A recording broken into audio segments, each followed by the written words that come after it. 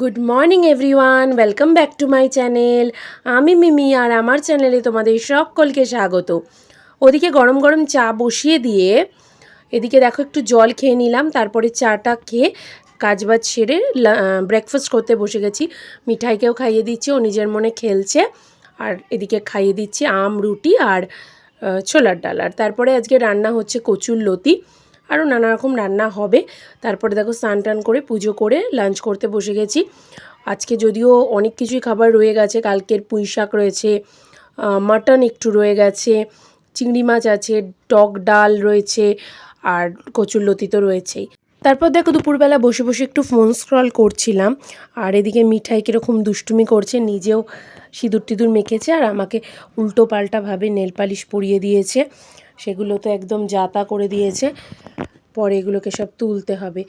তারপর বিকেলবেলা মেয়ের বায়নায় মেয়ের পছন্দ মতো একটু টিফিন বানিয়ে দিলাম। ও হোয়াইট সস পাস্তা খেতে খুব পছন্দ করে, কিন্তু আমি জানো তো আটা দিয়ে বানানোর চেষ্টা করি, যাতে আর বাটার বলো চিজ বলো কিচ্ছু দিই না, শুধু এক ফোঁটা তেল দিয়ে আর একটু আটা দিয়ে বানিয়ে দিই। তারপর দেখো মা আর মিঠাই রেডি হয়ে একটু বেরিয়ে গেল। মা কিছু কেনাকাটা করবে, মিঠাইকে তাই সাথে করে নিয়ে গেছিলো। আর এদিকে মাসকাবারি মালগুলো সমস্ত চলে এসছে।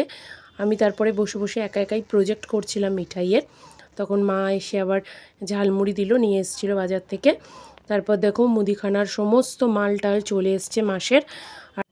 আর আগামীকাল আছে মিঠাইয়ের ভ্যাকসিন। আমার তো বিশাল চিন্তা, ইঞ্জেকশান, এখন বড় হয়ে গেছে তো ইঞ্জেকশানটা কিভাবে নেবে, আমি নিজেই বিশাল ভয় পাচ্ছি, আর মিঠাই তো ভয় পাচ্ছেই।